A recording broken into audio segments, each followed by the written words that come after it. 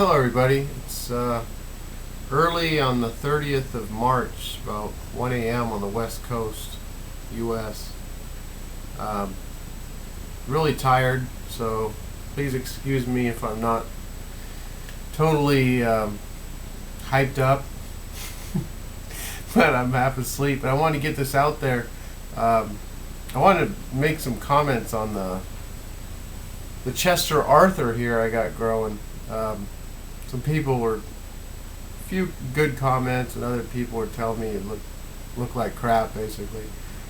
I like to be different. I don't see anybody else that has this, so I don't know. That's just me. I mean, I like to change this up. I think it's the good thing about it is it can be gone in 5 minutes, but it takes a while to grow. Some people can't even grow a beard like that. But anyhow, I wanted to show you something real quick that I found. Wanted to show you where I was going with this. I think, yeah, I mean, this is what I'd like to do. No, I'm just kidding. Yeah, but I mean, other guys sporting the Chester Arthur. I don't know about that guy. I don't know. I think it's kind of cool, actually. It's different. Wow. I don't know. I don't know if I can pull that off. Anyhow, something different. So I like to be different. I wanted to let you know there's an article. I put 2 articles on Moneybags World again. If you want to check those out, there's another one, the Fed buying 61% of U.S. debt. Wow, that just came out. I mean, I'm not posting that anywhere. If you want to see that article, you can see a whole bunch of them.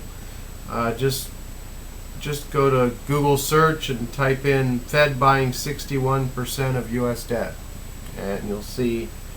You can see that. I mean, they're basically just propping the whole system up. They're propping up the whole U.S. economy by buying all. The Federal Reserve's just printing the money, and they're buying the debt to run the country. It's just, if there's any reason why we need gold and silver, I mean, that's it. That's a huge reason, along with all the other stuff that we look at.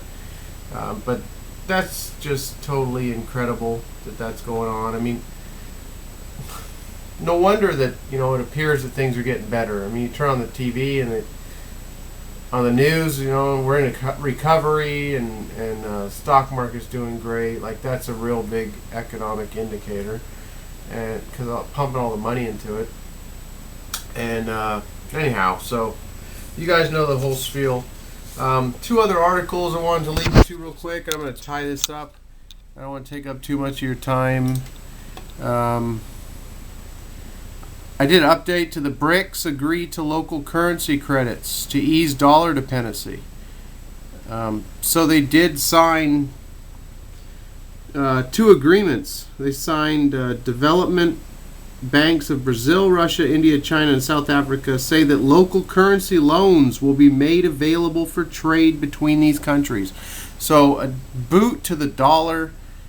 Just one more step in knocking the dollar out as a reserve currency of the world. I mean, I don't know what the U.S. can do in retaliation of this. You can see what they're doing in retaliation to Iran moving away from the dollar. It's all said to be about nuclear weapons. I mean, I don't know if it's a great idea for them to have nuclear weapons, but I know that a lot of what's going on has to do with the U.S. dollar. I mean, that's a lot of what's gone on over the last,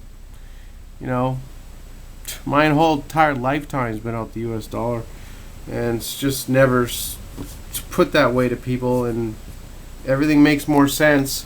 Just like my next article, this makes more sense when you look at why this is happening. I mean, here's a wooden nickel, and Treasury to cut costs by using cheaper metals in the pennies and the nickels. Tim Geithner says that we can save $286 million. Yeah, that's going to go a long way. I mean, the bottom line is it costs way too much to make the penny now. The penny's only 2.5% copper. There's 97% zinc, and he still can't even make it now. Zinc's like 90 cents a pound. I mean, it's just outrageous. I mean, the nickel. What are we going to use? I mean, it says that the mint is currently researching alternative materials. What, we're going to have wooden nickels? I mean, most likely we're going to have steel pennies and, like, tin, whatever.